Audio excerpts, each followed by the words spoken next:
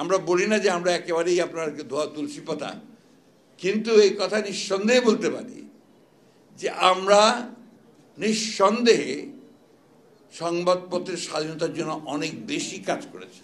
আমরা বুঝি যে সংবাদপত্রের স্বাধীনতা, সংবাদপত্র যা বলতে চাইবে, মাধ্যম যা বলতে চাইবে সেটাকে গ্রহণ করা বা পছন্দ না হলে সেটা সম্পর্কে কথা বলা সব ঠিক আছে, কিন্তু সেই সংবাদ প্রতিষ্ঠানকে গুড়িয়ে দেওয়া, তার প্রতি আপনার মব জাস্টিস প্রয়োগ করার চেষ্টা করা, এগুলোকে অবশ্য আমরা আমাদের সেই পুরনো মানুষেরা আমরা গণতন্ত্রের মানদণ্ড হিসেবে দেখতে পারি না এখনো।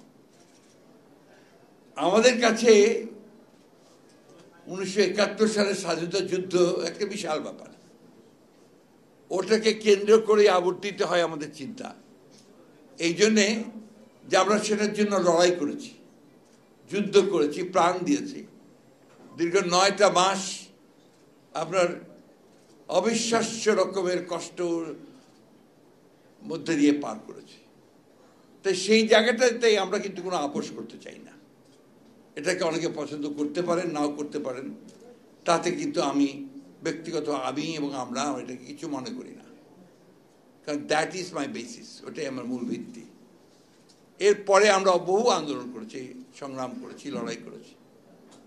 আর বিএনপি হিসাবে আমি একটা কথা খুব জোর দিয়ে বলতে চাই যে আমার দলই তো প্রথম যারা সংবাদপত্রের স্বাধীনতাকে ওপেন করেছিল 1975 সালে। তার আগে একদলীয় শাসন ব্যবস্থা বাকশাল হয়েছিল, সব সংবাদপত্র বন্ধ করে দেওয়া হয়েছিল।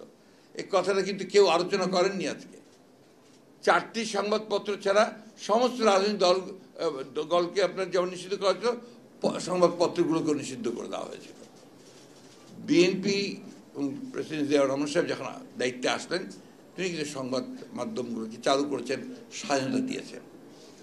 আমরা বলি না যে আমরা একেবারেই আপনার ধোয়া তুলসী পাতা, কিন্তু এই কথা নিঃসন্দেহে বলতে পারি যে আমরা নিঃসন্দেহে সংবাদপত্রের স্বাধীনতার জন্য অনেক বেশি কাজ করেছি।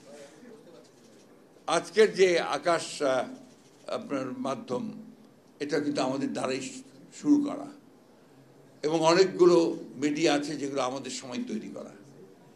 আমাদের সঙ্গে সংবাদপত্রের এবং সংবাদকর্মীর যে আপনার নির্যাতন, নিপীড়ন, এটা তুলনামূলকভাবে নিঃসন্দেহে অনেক কম হয়েছে আপনারা যদি সেটা দেখেন।